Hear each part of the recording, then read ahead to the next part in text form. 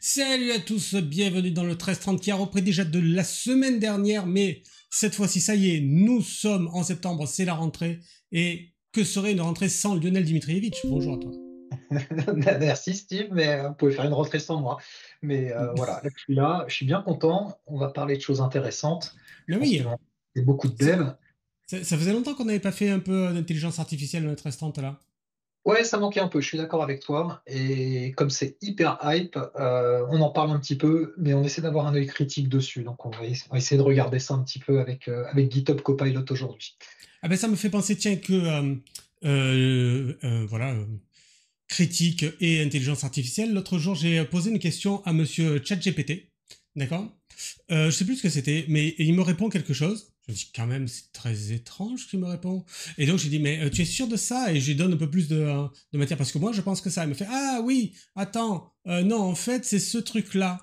Et ça me paraissait encore faux. J'ai dit, putain. Et je revérifie par moi-même. Et je dis, attends, mais t'es sûr que c'est pas ça? Il fait, ah oui, tu es tout à fait d'accord. Et il me répond encore un troisième truc.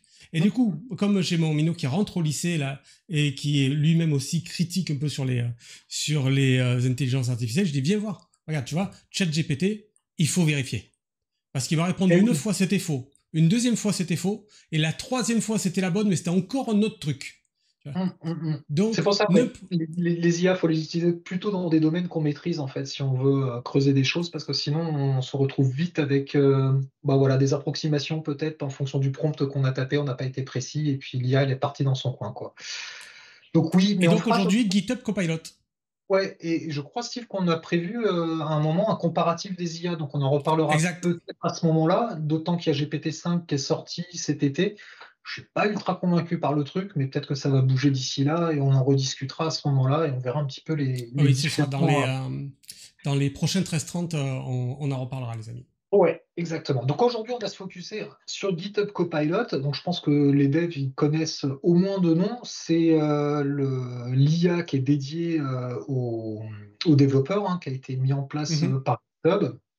Donc Copilot, pourquoi? Bah, GitHub, ça appartient à Microsoft aujourd'hui et tout ce qui est estampillé IA, c'est Copilot.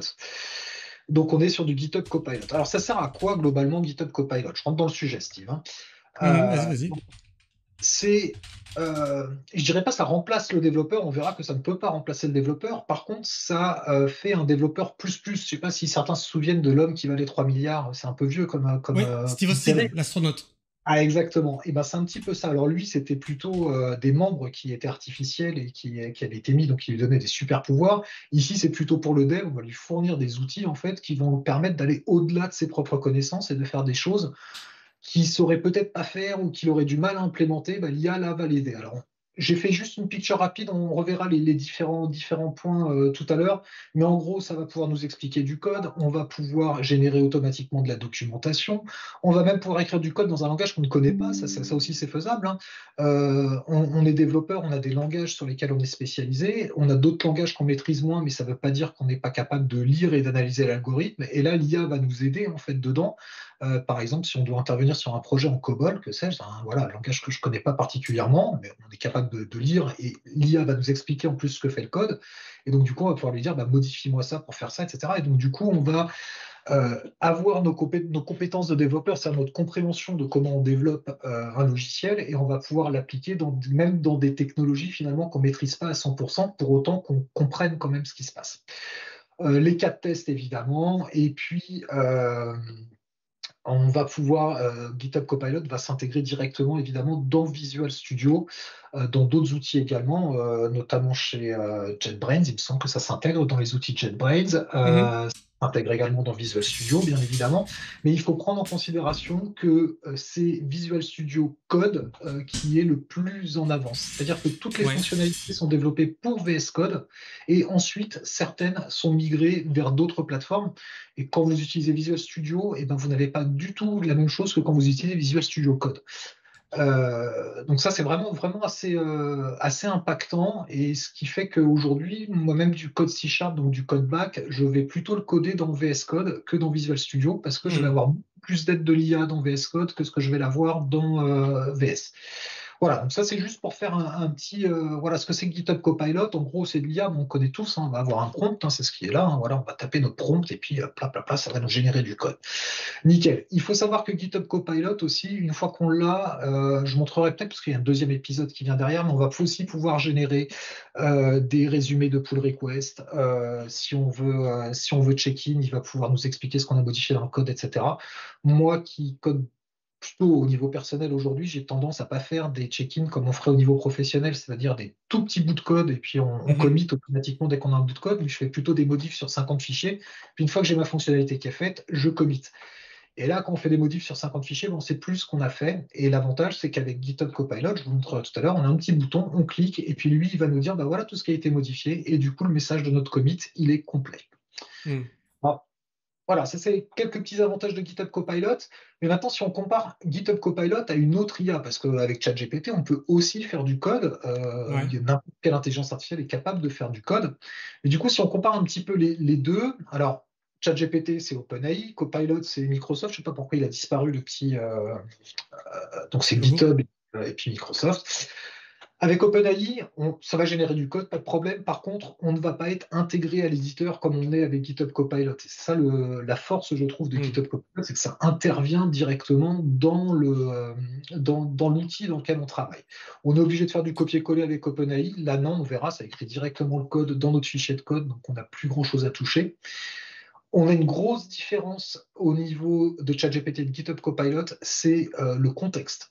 GitHub Copilot va prendre l'intégralité ou quasi l'intégralité de votre code, en tout cas dans le contexte. C'est pas l'intégralité du code, mais je vous expliquerai.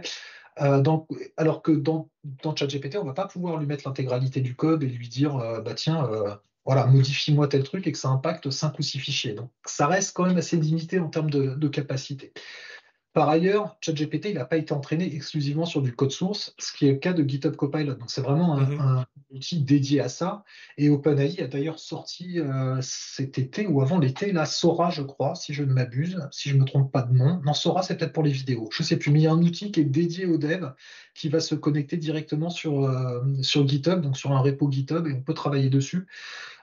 Je vous avoue que je l'ai activé cet été pendant mes congés. J'ai pas trop creusé, mais j'ai pas réussi à le faire marcher. Donc, il faut que je creuse Ouais. un petit peu pour voir pourquoi ça marche pas. Mais il paraît que c'est très très puissant. Le contexte de GitHub Copilot, ce que j'expliquais, c'est beaucoup plus important qu'OpenAI parce qu'en fait, on va avoir tous les fichiers qui sont sélectionnés, qui sont ouverts, le code sélectionné. Il va aussi prendre le style de code dans lequel on écrit et puis on va voir qu'on va pouvoir le paramétrer aussi pour lui dire bah, fais les choses comme ci ou comme ça. Et donc, du coup, ça va être vachement mieux. Je crois que c'est Codex de ce que j'ai trouvé. Codex, c'est ça. Sora, c'est pour les vidéos. Oui, je me suis effectivement. Alors, il y a un élément qui est important quand on parle d'IA toujours, de toute façon, c'est en matière de sécurité et de confiance. Qu'est-ce que je peux faire, qu'est-ce que je ne peux pas faire, surtout quand je travaille dans le monde professionnel, c'est assez important. Et donc, si on regarde un petit peu ce qui est proposé par GitHub, en fait, ils nous disent que les prompts et les suggestions ne sont pas utilisés pour entraîner un modèle d'IA. Effectivement, c'est vrai, sauf que il faut aller décocher la case Mhm. dans les paramétrages, sans quoi, par défaut, les codes et les données sont utilisés pour entraîner le modèle d'IA. Donc, quand on a une licence entreprise ou business, on peut régler ça au niveau global de l'entreprise, c'est-à-dire un administrateur peut dire bah non, je ne veux pas que ça soit utilisé. Par contre, quand c'est des licences personnelles, il faut penser à le désactiver. Les prompts et tout ce qui est suggestions, ils sont filtrés pour éviter les problèmes de sécurité de données personnelles. Je ne vous ai pas collé le schéma ici, mais il y a tout. C'est du RAG hein, globalement. Ça va être filtré, préfiltré. Ça va aussi gérer au niveau de la protection de la propriété intellectuelle, pareil, en fonction de la configuration. Donc il faudra aller régler ça. Donc tout ce qui est code source, par exemple, de plus de 150 caractères, qui serait sous copyright, en fait, GitHub Copilot ne nous fournit pas la réponse, en fait, et nous dit bah non, je ne peux pas parce que c'est du code copyrighté. Donc pareil, on Mhm. peut le désactiver et là, on peut accéder à ce genre de choses, sachant que le but, c'est pas de pirater quelque chose, mais c'est plutôt pour avoir un algorithme et pour avoir un petit peu de code. Donc c'est un peu, voilà. Et puis, tout ce qui concerne les données personnelles et les interactions, c'est stocké pendant 24 mois, puis après ça disparaît. Ça, c'est stocké au niveau des serveurs GitHub. Ça ne va pas jusqu'au modèle de données. Tout ce qui va, en fait, il n'y a rien qui reste dans le modèle de données. En fait, concrètement, on va voir qu'on va pouvoir changer le type de modèle qu'on utilise, etc. Donc, il n'y a rien qui reste au niveau du modèle de données. C'est le RAG qui fait tout le boulot. Et donc, on en vient directement au modèle. Donc, on a plusieurs modèles. Alors, ça, c'est une copie Mhm. d'écran qui est du mois de juin. J'ai peut-être plus autant de. Il y en a peut-être plus autant là aujourd'hui où je les ai moins configurés. On verra, c'est pas grave. Mais on a quelques modèles qui sont dispo. Par défaut, tout ce qui est GPT est gratuit. Et aujourd'hui, enfin, à l'époque où j'avais fait ces slides-là, c'était le GPT 4.1 qui était vraiment plus en avance, le 2.5 Gemini 2.5 Pro, et je vous avoue que j'ai adopté le Claude Sonnet 4 que je trouve vraiment très très efficace, et je vous montrerai en démo pourquoi je le trouve très efficace, parce qu'il va au-delà du simple prompt qu'on va lui demander, il va aller vraiment chercher les choses au-delà du simple prompt. Et puis on peut utiliser d'autres modèles que ceux-là. On a plein de modèles qui sont disponibles dans le store en fait, et puis après il faut aller l'activer. Mais ça reste payant, tout comme Sonnet, tout comme Gemini. Alors ça, pareil, je vais vous montrer dans l'interface où est-ce qu'on règle tout ça. Mhm. Euh, et puis, on va pouvoir choisir vraiment ce qui va nous faire le job.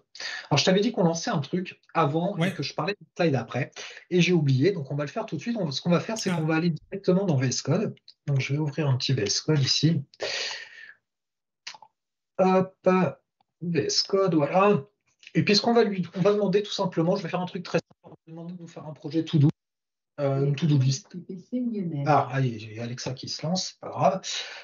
Donc, on va lui demander de faire une to-do list. Donc, on va lui créer un répertoire. Voilà, je vais me mettre, je sais pas où, je dois avoir un truc de repo. Voilà, ici. Et puis, on va mettre là, nouveau dossier et 1330. Voilà. Et on va se mettre directement ici. Donc, je sélectionne mon dossier. Nickel. Ok, oui, je trust the author, c'est moi l'auteur, donc il n'y a pas de problème. Et je vais commencer par faire en fait un nouveau fichier que je vais appeler Copilot. Ah, si je commence à être maladroit avec mes doigts, ça ne va pas le faire. Copilotinstructions.md, donc on est sur un markdown, d'accord? Et là, Mhm. je vais pouvoir lui expliquer en gros mon projet, aussi bien fonctionnellement que techniquement. Donc je vais lui dire, par Tu peux exemple, zoomer un peu, s'il te plaît? ouais, Maintenant qu'on a rentré dans le bestiau. voilà, c'est mieux. Encore un poil, merci, super. Ouais, alors, attends, je vais peut-être un petit peu. Voilà, on va fermer le chat pour le moment. On ne va pas toucher au chat, puisque ici, je vais juste lui demander de m'écrire les instructions. Alors pourquoi il m'a envoyé ça là? Voilà. Donc je vais lui dire this project is a to-do list project. There is, alors on va lui dire c'est comme ça. Hop, front app, use Angular 20 and PrimeNG. Désolé, j'ai changé de clavier cet été, là j'ai encore un peu de mal. PrimeNG 20, voilà, donc on va lui dire je veux utiliser Angular 20 et PrimeNG 20 pour le front. Ok, pas de Mhm. souci. Je vais lui dire on va mettre un back et puis je vais lui dire use .NET 8. Ah bah tiens, très bien, paf, voilà, il me complète automatiquement, sauf que je ne veux pas une SQL database light. Donc ça, c'est un autre point de Copilot, hein, c'est ce côté autocomplétion. Donc ça marche Mhm. aussi bien en code que là quand j'écris quelque chose. Mais vous pouvez SQL Server Database. I need APIs that my phone will use to display data. OK. Donc très très simple, on peut bien évidemment faire beaucoup plus. Moi j'ai un projet, il y a plus de 500 lignes dedans. Un truc à éviter peut-être que j'avais justement essayé de faire sur ce projet-là, c'est que j'ai demandé à Copilot en fait de me générer les instructions. Donc ça c'est tout à fait possible, on peut lui demander de nous générer des instructions. Le problème c'est qu'il est très très verbeux. Euh, alors c'est un problème oui et non, parce que du coup le contexte est vraiment très précis, mais à partir du moment où ça devient trop gros, en fait il se mélange dedans. Donc il faut essayer Mhm. de bien jauger le truc. Donc j'ai fait ça.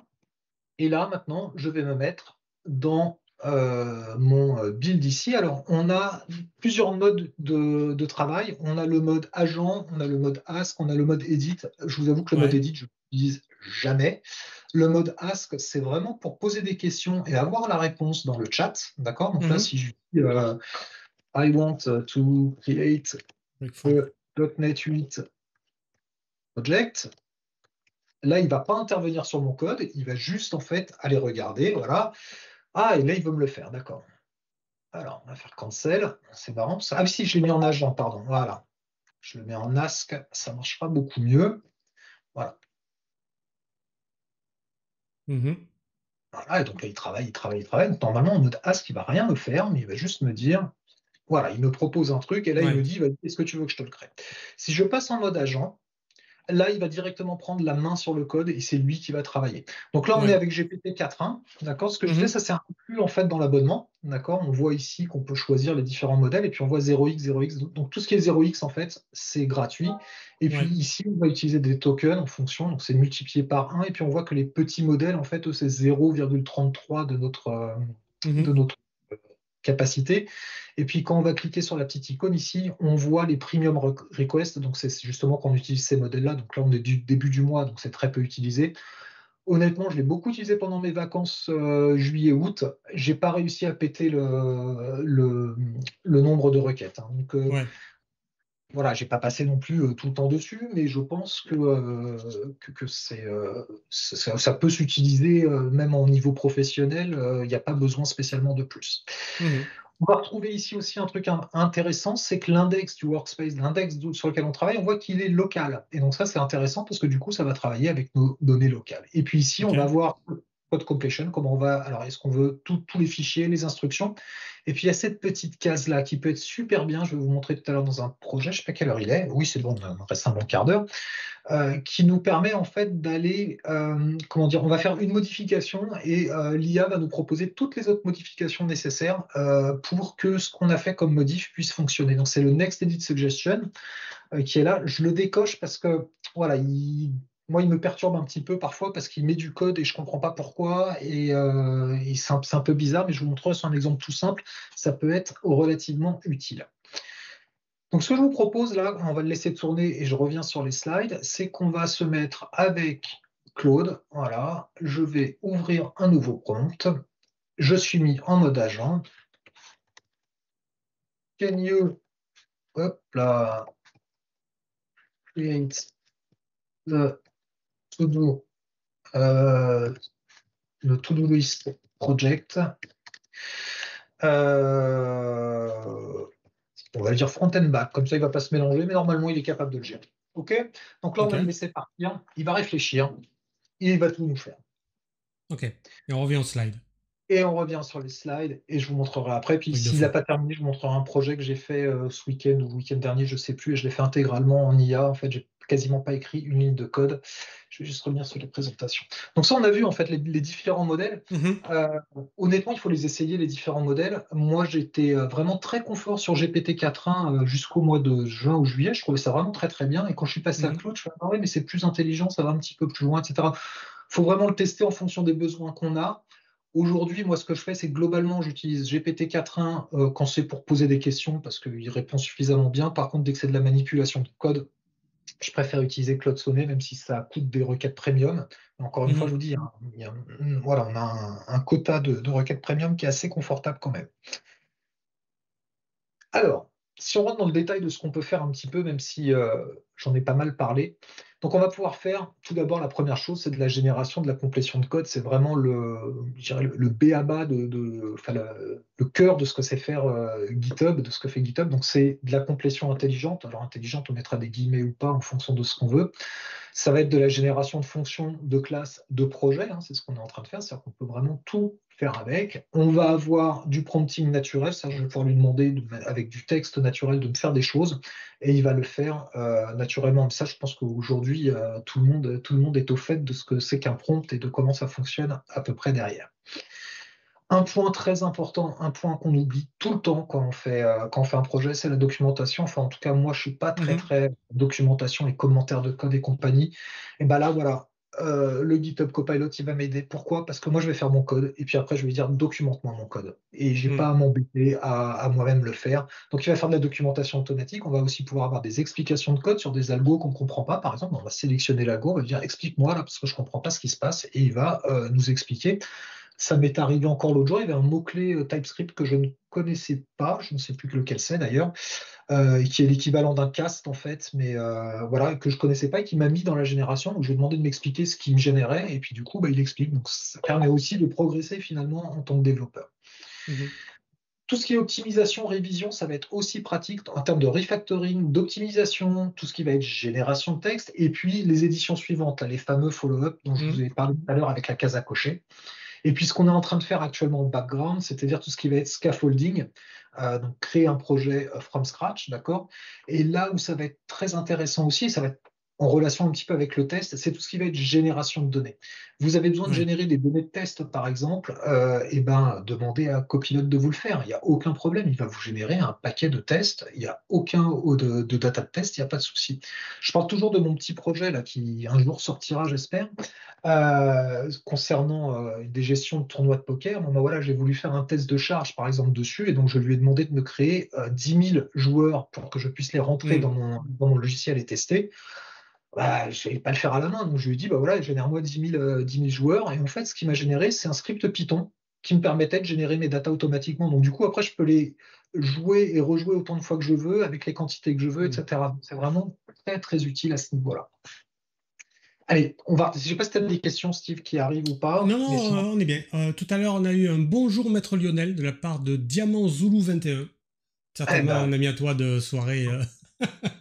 très certainement. Je ne sais pas. Alors, je reviens là sur ce qui était en train de créer. On va regarder un petit peu. Ok, je vais vous aider à créer la to-do list, il n'y a pas de problème. Donc, il regarde un petit peu ce qu'il y a. Ah, il a trouvé les instructions. Donc, super, j'ai Mhm. trouvé les instructions. Front-end Angular 20, Prime NG20, back-end .NET 8, Entity Framework Core 8, SQL Server. Et là, il te dit, laissez-moi créer le projet.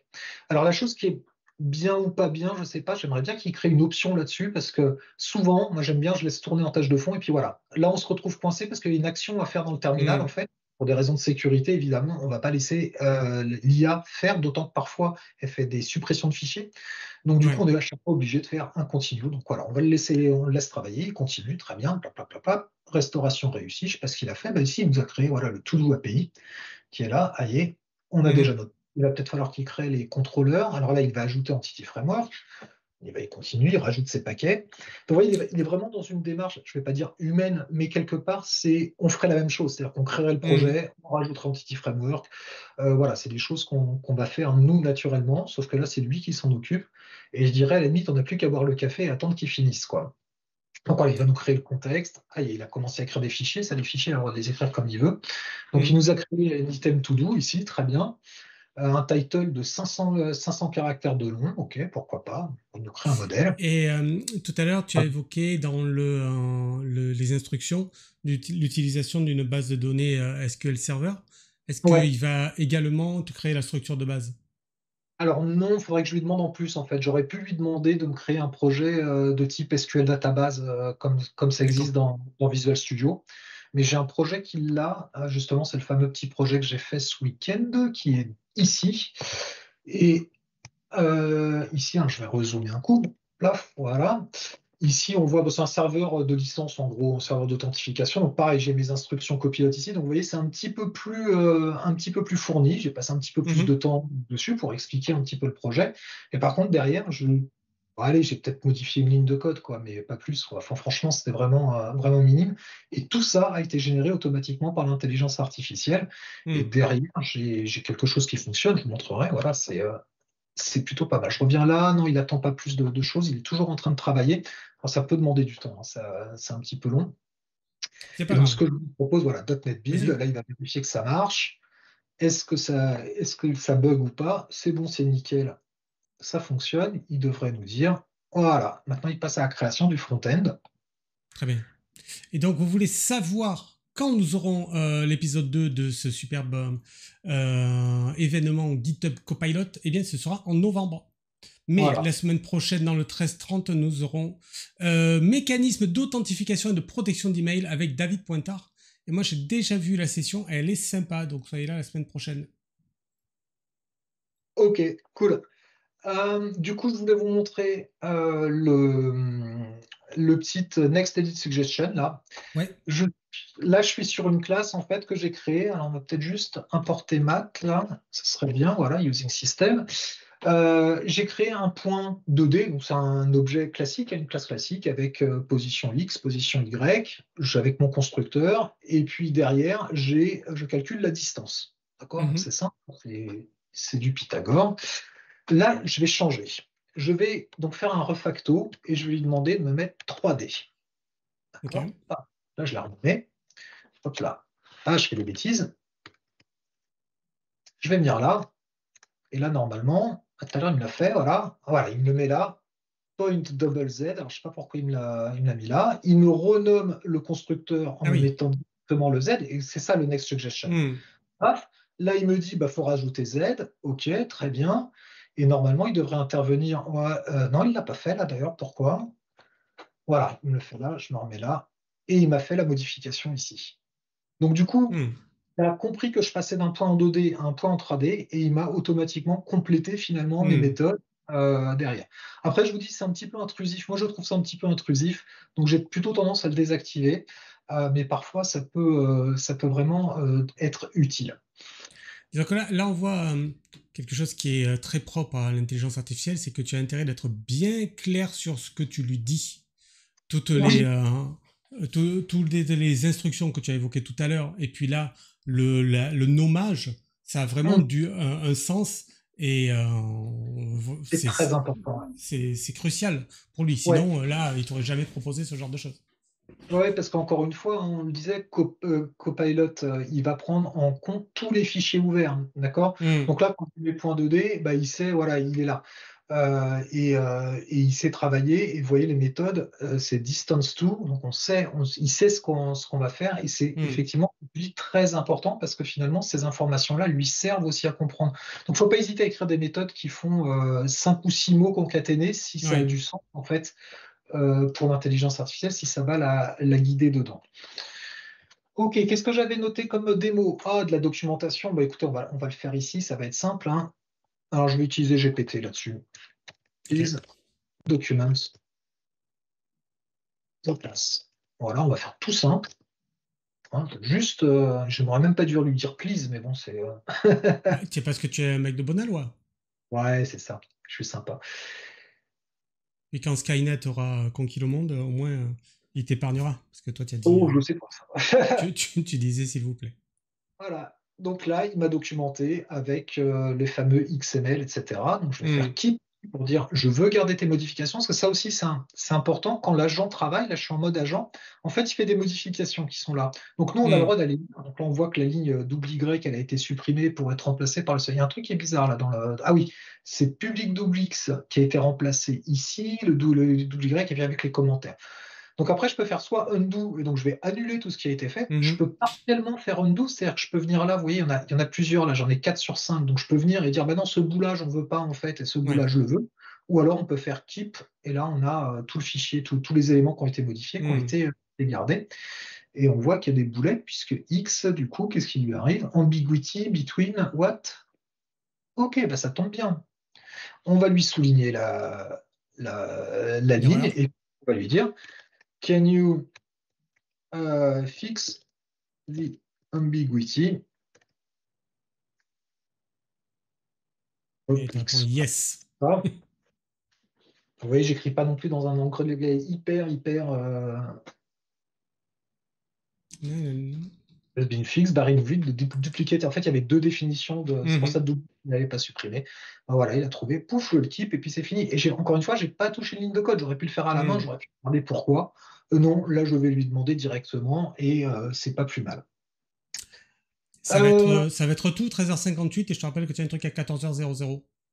Alors, je vous montre le projet s'il est fini, j'espère, mais je pense que là, il va être encore sur un truc. Ouais, il est encore en train de mouliner. Ça sera du coup, on capitalisera là-dessus pour la session de tout à l'heure. Et je voulais juste faire une chose ici. Can you add test? Voilà. Et ça, je vais lui faire ça. Et là, normalement, il va me tester ma classe. Il va me générer automatiquement mes tests Hmm. pour que ma classe fonctionne. Effectivement, je n'ai pas vu le temps passer. On va quand même le laisser. Voilà, ils ont été ajoutés dans Point Through des tests là, donc je vais faire OK Mhm. Keep, je vais voir ce que ça a fait. Mince, il manque un truc là. There are issues, fix them. Hop, normalement, voilà. Et il manque le package XUnit. Il l'a trouvé en fait. J'ai même pas Hmm. besoin de me casser la tête en fait. Ouais. Mais encore une fois, il faut comprendre ce qu'on fait, parce que sinon, on se fait embarquer Certes, dans des trucs pas possibles, hein. certes, Et certes, voilà, mon certes. test est fait. Il y a un devoir de vérification. Indispensable. Indispensable. Et puis pareil, les tests qui sont générés là, c'est GPT-4, c'est assez succinct. Si je demande, je vais le faire. C'est pas grave, je vais déborder un petit peu, allez, parce que j'ai envie de le faire. Je vais me mettre sur Claude Sonnet. Je vais faire un nouveau prompt ici et je vais tout simplement lui supprimer cette classe. Mhm. Hop. Et je reviens sur ma classe Point2D et je vais lui demander le même prompt. Non, c'est pas celui-là, c'est plutôt Can you add test? Et là, on utilise un autre modèle, du coup, Claude Sonnet. Et là, vous voyez, il va un petit peu plus loin que l'autre. Vous allez voir, il va faire de la lecture, puis il va dire programme CS aussi, parce que programme CS, il est ouvert là, donc il va le lire. Ouais. Il faut essayer de comprendre, mais il va aussi lire des fichiers qui sont un peu cachés, CSproj. Voilà, you have a point3D class. Ah, attention, votre fichier il est nommé point2D, donc déjà il Hmm. remarque.